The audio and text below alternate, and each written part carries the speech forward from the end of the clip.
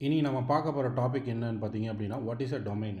Domain name அப்படின்றது என்ன அப்படின்னா நமக்கு தெரியும் google.com இதுதான் ஒரு டொமைன் நேம். இது பார்த்தீங்கன்னா சொன்னால் ஒரு ஃபிசிக்கல் அட்ரஸ்ன்னு சொல்லுவாங்க. ஸோ ஒரு வெப்சைட்டோட அட்ரஸ் அப்படின்னு சொல்லுவாங்க.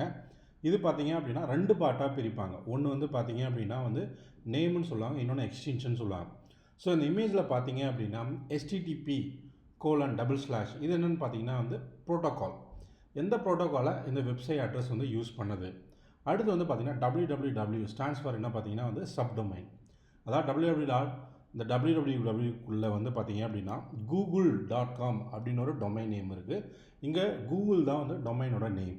அந்த .comன்றது பார்த்தீங்கன்னா extension. So .com, org, .in, .uk, .us.